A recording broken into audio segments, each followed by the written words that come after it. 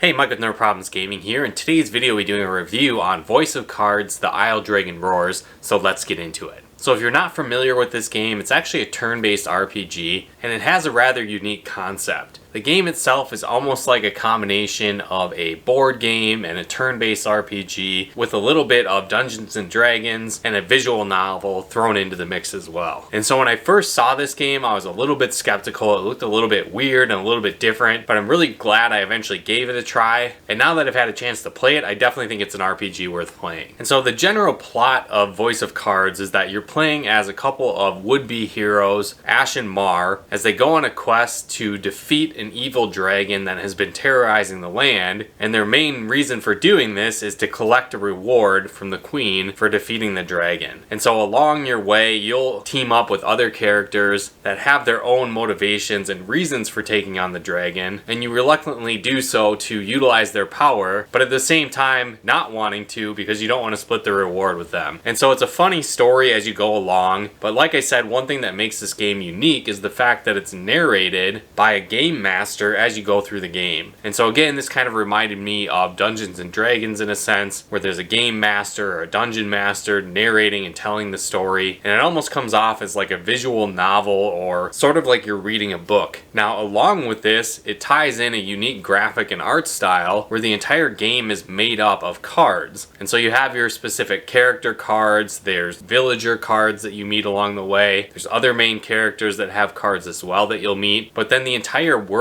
map and town and dungeons that you go through and even monsters and items you encounter are also based on cards. And so this was a cool, unique point of the game as well, where again, like I said, everything is made up of cards. And so there isn't animations per se on the individual cards. It's more of a cartoon-like anime style artwork, but then the cards themselves might be animated to showcase what's going on. So for example, in part of the story, somebody might bow to show respect, and so the card will turn over a little bit. Or when you're in battle, if your character uses a fire-based spell, flames might come out of the card. Or if a monster attacks you, claw marks might go across your card. And so it's pretty cool to see that. It keeps you engaged with the narrative story that's going on. But on top of that, like I said, it has a little bit of a Dungeons and Dragons board game type aesthetic. So when you're in battle, for example, some of the abilities might be either effective or not effective based on a dice roll. So for example, you're going to use a poison attack and you need to roll a 4 or better for the attack to land. Or again, a monster might try to paralyze you and they need to roll a 6 or higher for that to be effective. And so it's a fun mechanic where you need to play the odds in some cases while utilizing specific moves, and it added another strategy element to the traditional turn-based battles. Now again, the storyline isn't way out there, you know, a band of heroes going to take on an evil monster to gain some type of reward and prestige,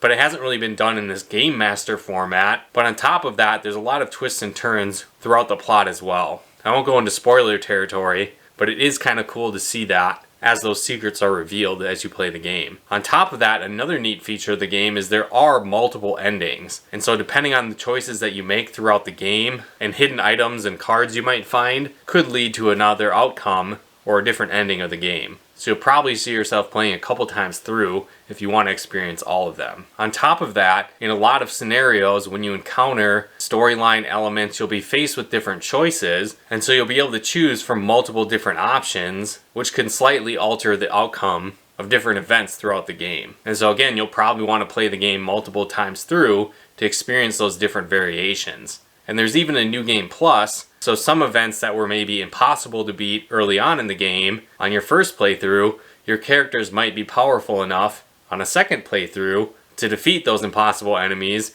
which would lead to a new story element that wasn't present in your first playthrough. So again, I thought that was really cool as well. And so again, since it is kind of board game-esque and all card-based, that was another element that I really liked when it came to exploration of dungeons and maps. And so basically how it works, you'll have an overall map of the area that you're in, but all the cards are face down. So you don't really know what's under them. It might be a lake, it might be a mountain, it might be a treasure chest, it might be a new town. And the list kind of goes on.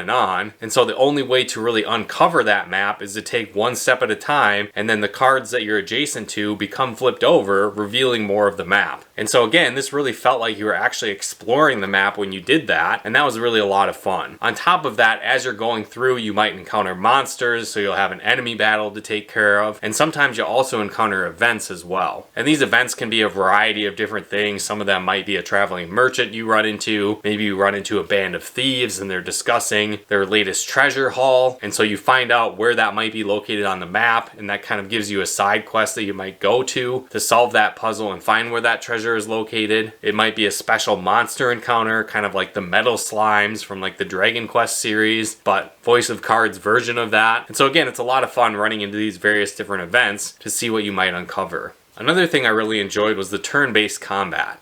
And so with Voice of Cards, you play as a group of 3 characters. You'll unlock more characters as you progress through the story, but in battle, you'll choose from 3. And so each character has their own unique abilities, their skill sets, attack and defense, and speed values that can determine how fast your character acts within the sequence of characters and monsters, but also how powerful their abilities are as well. Another cool feature is that there's gems that you'll accumulate every turn, and some cards within your skills require so many gems to be used. And so characters will learn multiple different skills as you progress through the game, but you'll only be able to have 4 active skills in battle for each character. So this again adds another level of strategy where you need to choose what skills your characters are using, maybe think out the strategy of how some skills might play off of another character's skills. Monsters have various weakness types, so you might factor that in, and the list kind of goes on and on. And another neat thing is the fact that characters don't really have a ton of health or hit points, and same thing with the monsters, so you again need to be pretty strategic within the battles. The battles don't take super long, so that's great, it keeps things moving along at a fast pace, but again, you still need to be strategic with it to make sure your characters don't die, or that you need to do enough damage quickly to take out the monsters. And so I think that was fun, really getting to strategize and build your team and utilize the characters that you have and their special abilities throughout the game. As you progress, your characters will also learn passive abilities that are equipped all the time, and those can have different benefits as well, where you might regenerate hit points at the end of each battle, you might regain hit points as you attack creatures, you might gain various different elemental defenses, and much more. And so again, this really plays into your play style, how you develop your team, and I like that aspect of the game. Now when it comes to the controls, it's pretty simple. It's just a turn-based RPG, so for the most part you'll just be using either the D-pad or the joystick to move things around. I thought that was pretty intuitive. The only thing that was a little bit annoying is the fact that when you're moving through the map and using the D-pad, you'll just be able to use, you know, up, down, left, and right, but you'll need to switch to the joystick if you ever want to move diagonally or to fast travel across the map. And so that was a cool feature, getting to fast travel. So if you've explored a part of the map and you don't want to progress a step at a time to get all the way through, or you're maybe on one side of the map and you want to travel to a town you've been to before, you can simply just use the joystick and move all the way over and then jump to that specific point. And so I thought that was nice having that, but it can be a little annoying at some points if you're jumping back and forth between the D-pad and the joystick. But again, not a huge deal, but just something I noticed while playing. Again, the graphics are pretty simplified because everything is based on the cards, but I think that unique twist on the graphic style within the game, as well as the cool artwork on the cards, was done very well and certainly kept me engaged as I played through the game. Each one of the items and weapons and pieces of armor also have their own unique artwork, and so that was really cool getting to see those various cards as well through the game.